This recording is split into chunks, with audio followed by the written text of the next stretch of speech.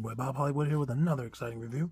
Today we're going to be reviewing this Marvel Legends series Target exclusive Storm and Thunderbird 2-pack. Obviously these are X-Men. These are two giant-sized X-Men from when the X-Men returned in the 1970s. Can't give you the exact year, but it's cool packaging, like this off-white packaging, eggshell kind of. The top says X-Men, excuse me, it says Marvel Legends series, and there's an X logo.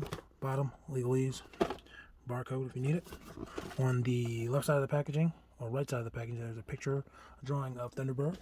And on the right, there is a picture of Storm. And both of the drawings look pretty good. You can see how serious of a man, I want to say John Proudstar is. And over here you can see Storm, her powers are coming into effect, her fingers are lightning, her eyes are lightning. You get those same exact hands with her, by the way. No bio on these guys, and on the back is just bigger pictures of the two. I think those are pretty cool art. I wish the ID number wasn't on that Storm picture. Otherwise, that would just be pretty good art in general. You see, I got my trusty scale here. I'm going to get you guys a weight on these two in packaging. In packaging, these guys are 14.5 ounces. So, yep, 14.5 ounces. I'm going to be back with these guys out. I'm not going to spend too much time talking about the box since there's nothing else on it. Be right back. Alright, here we are. Sorry for the lazy way they're displayed, just laying on the scale, but as you can see, there's 7.2 ounces outside of the packaging, which means their packaging weighed more than half of what we were looking at before. I believe it was 14.5 earlier. Yeah, and the reason why they're just thrown on there is because neither of these guys want to cooperate fresh out of the box.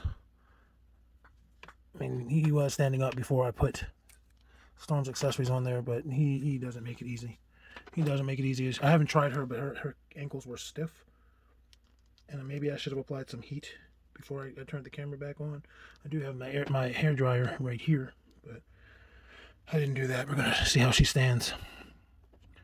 Part of it's the heels, part of it's the unstableness of my display area. There she is.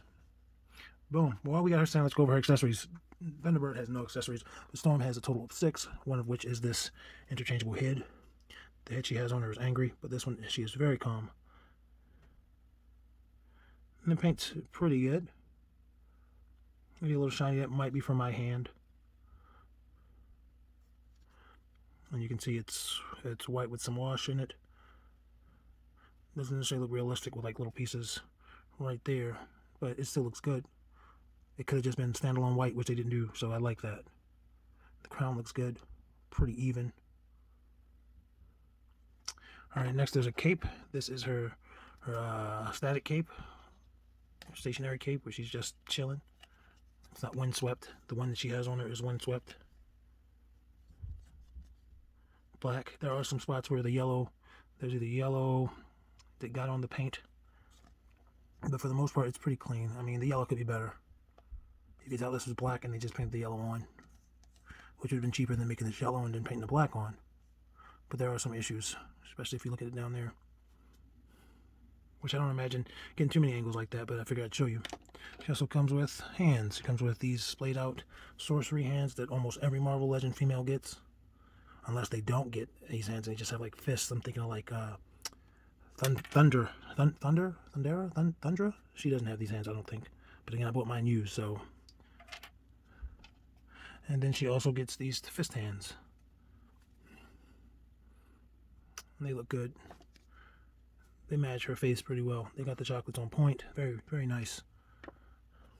Those hands we've all seen before. We may have seen these hands before. I know I haven't personally, but these are her electrifying hands. I know, I want to say like Living Laser comes with these hands, but I don't know Living Laser. So I could be wrong. It could be different and just similar. But the other two hands I know I've seen before, so I didn't spend too much time on them. And they're this bluish green, greenish blue. And they're coming right out of her fingertips. As you can see, her fingertips, her fingers look like they might be a little short compared to the non-lightning hands. Yeah, they're definitely shorter. And it looks like the chocolates are different. Could just be the lighting. Yeah, it looks like the chocolates are different. I think it's her lower arm in general. It just looks lighter than her upper arm. It doesn't really throw the figure off when you're just looking at it, but just comparing the two, you can see there's a difference. And then we have her face. This angry head, the hair is more animated. Very nice. You can see that she's got makeup on. You can see, I don't want to say angry, but she's definitely using her powers. Like her hair is lifting up from the wind. Her cape is moving. And for the most part, I'm going to take her head off. Should be pretty easy to do since it's an interchangeable head. Yeah, and just so I can get this cape off. We can look at the cape, more of the same. Pretty much the same painting. There's some yellow where it shouldn't be. Black bleeding through the yellow. It is what it is. When I was looking at these figures, I was trying to make sure that I got the best looking one in terms of paint, or the sculpt being right. I noticed when I got her out of the package that her heel back here had some excess plastic on it, stuff like that you couldn't see in the plastic. I may have been able to see this, I'm not sure. There is a spot on that left thigh. Black paint, which is unfortunate, but it is what it is. And then on this right thigh, there is another speckle of brown in the paint. This is cool. It could just be like a mole. This storm has a mole, you know, but that's clearly an issue in the paint. I'm trying to get it clear for you guys. Other than that, with her being mostly black, is no issues. I mean, there's a very visible serial number on her right thigh, left thigh. But other than that, the blacks are good. There is some bleed up there where they painted brown for her neck, but it is cool. It's cool. All in all, this storm's not bad. The only other thing that's not black on her is this yellow ring that keeps her top and bottom one piece. I'm going to set her down. And we're going to look at Thunderbird. Thunderbird I have some issues with, which is sad because Thunderbird is the one I wanted this 2-pack for. I wanted Thunderbird. His head, off the bat, his head is very large. His head is large and his neck is too long. I've seen her review where it was dremelled in some. They dremelled in the head to get it to sit lower on the neck. I'm probably going to have to do that because he's got way too much neck. Way too much. Feather in his hair looks pretty good. The headband down looks pretty good. The paint on his head is pretty good. It's just like I said, it's a little large and his neck's way too long. There is a little bit of red paint on his hair right there. As you can see going down, this is blue paint, or sculpted in blue. And the red paint application just isn't that great. I scrutinized these and the packaging because there were at least 10 in the store, and I grabbed the best one, and the best one wasn't great. Mostly for him. Like, obviously you can see his back. The back application of paint, red paint, looks way better. I'm sorry, this camera does not want to focus today. You can see it's almost like there's two different shades of red on his upper chest and his lower chest, or his abdomen. I was going to say, it might not come through on the camera, but I can see it on the camera as well. It's almost like how his bandana is a darker red than his mask. That's almost how it is. This bandana is this color, and the mask is this color. Arms, not too bad. Not too bad at all. Skin tone's not bad. Getting little blemishes over there. That's just in the sculpting. Belt looks good. I like this belt. I like this belt a lot. It hides the articulation well. Then we come down, you see more of the same with the paint. Just red where there should be blue. Blue where there should be red. Where the two colors meet, it just blurs. It's not really clean lines. Like, look at that. I'm not saying I could do better, but it could be done better. And it's really bad by his knees. Both knees. Look at that paint smear. Bleed, like chipping there. And I could not get his calf tassels to go up, so I would need some heat to get it to go over the cut and to stay. So he looks like that. That's not how he should look. These should be here. I'm trying to do the best I can with, because I need two hands. I need another hand rather, but they should be there, right above the cut, which they're not. So all in all, I'm disappointed in this guy. I'm not going to grade his sculpt or anything, but the figure disappoints me in general. We're going to go over his articulation. I'm holding him first, so let's do him first. His head rotates 360 degrees. I'm going to lower my camera.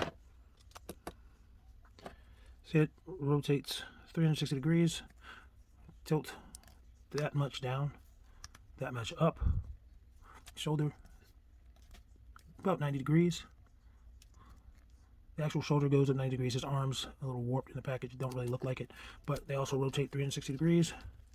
He has a biceps cut, a bicep swivel, double jointed elbows. Again, he needs some heat applied to him. He's really resistant.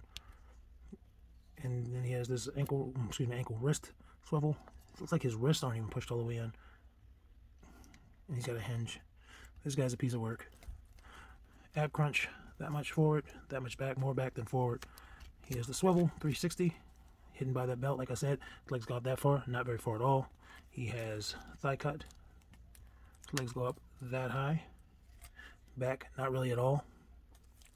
Double jointed knee. He can't kick his butt unless you turn his ankle around. And then again, he's got his boot cut. And then, whoops, it's very tight. But he's got a swivel with the ankle and a rocker. Not impressed with this guy. Really disappointed, actually. So Storm, we're going to put her default head on. And she looks this much down. Not down at all, really. Wait, no. There we go. And then she doesn't look much up. Head, again, 360 degrees rotation. A lot of attitude. And then her arms are really good, beyond 90. Rotates 360 degrees at the shoulder. I had to move her hair to show you. She does not have a bicep cut, and she doesn't have double joint elbows. She just has a hinge and swivel elbow. Wrist. Hinge. Come on, clear for me. Wrist hinge. Swivel. Waist articulation. So she just has the ball joint. Not far back or forward, but she can get some side-to-side motion. Not much. Legs go out that far, much wider than Thunderbird. She can kick forward, actually less than he could. But she can kick back more than he can. Not more, not much. Thigh swivel. Double jointed knee. Knees are super stiff. I do not want this to break. There you go. It does not bend very much compared to her bulkier counterpart. And then she has the same, she has no boot cut, but she has the same forward-facing pinnacle rocker and swivel. I'm going to do some comparisons. I'm going to do some comparisons to other figures, and I'm going to do some comparisons to the only figure of her that I have. I'll be right back. Sorry about that. Anyway, height-wise, Thunderbird is at about 6.5, and Storm is at a little under 6.5 with her hair. And again, I said I wanted to compare Storm to the only other Storm I have, which is the Storm from the Apocalypse Build-A-Figure wave, the Mohawk Storm. And they have different shades of brown for their skin. And this Storm is a little under 6 3/4 with her hair. This is my preferred Storm. Like, not from the comics, it's just like this rocker look. I switched out her hands with DC Collectibles Catwoman.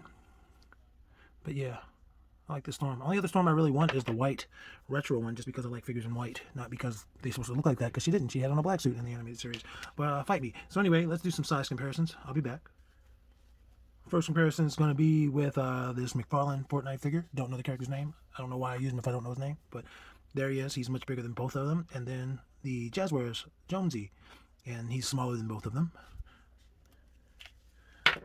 Next, we're going to compare them to the only other Marvel Legends in the comparison line up, Captain America, and of course Duke from Hasbro Classified. Duke is shorter than both of them. Captain America is technically taller than Thunderbird, but Thunderbird's head is so big they look to be about the same, and both figures fall in between the two comparison figures.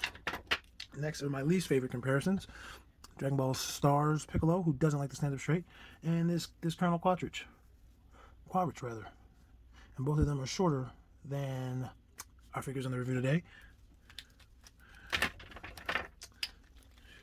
Next, for a little female flavor, we're going to compare Hasbro Zarya with a Mattel Brie Bella. And the Brie Bella is huge compared to other WWE figures. Like, I was looking at the Nikki Bella I have on the shelf next to Tyler Breeze, and she's taller than Tyler Breeze, and that's not the case in real life. So the Bella twins are pretty tall. But anyway, Zarya is taller than both of these individuals. And again, Bree's taller than Storm, but shorter than Thunderbird. Love this Zarya. And for our final comparison, save the best for last, my boy John Jones and my boy Finn, man. Look at that. Look at that. Black people from different countries. We got an American, we got an African who is from, I don't know what country she's from.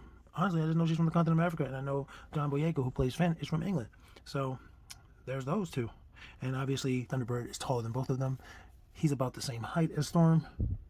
Yeah. And Finn is shorter. Alright, with all the comparisons out of the way, I guess I'll just go back to talking about these figures. The Storm passes. She passes. I might trade her again for the white suited Storm. I have the trade offers for that, because I bought this 2-pack for Thunderbird. And the Thunderbird disappoints. The best part about the Thunderbird is the skin tone. The head is painted well. It's just that it's much too big. It's really big. I have seen reviews where they put the Thunderbird head on Warpath, and that looked decent, but it didn't say Warpath to me. I will say that the actual design is painted well on his chest. It's just the paint. Like, the lines of the design are cool, but the actual paint in it is not that good. It's like where the red and the blue meet, they don't work well together. Yeah, where his flesh is, that's cool. The belt, the bands on his wrist, those are great. Everything else about this figure is trash. He stands up. He stands up with his really tiny feet. His tiny, tiny feet. But that's it. I really don't have anything to say. I mean, I'm gonna keep these guys for now. I'm noticing that she does have some more paint bleed on her abdomen, but it is what it is. Again, she gets a passing grade, he gets a failing grade. Just remember, guys, that action figures speak louder than plastic. I need you guys to like, comment, subscribe.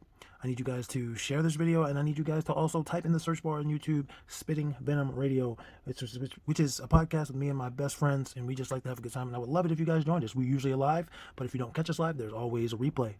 Until then, I will see you next time. Thanks.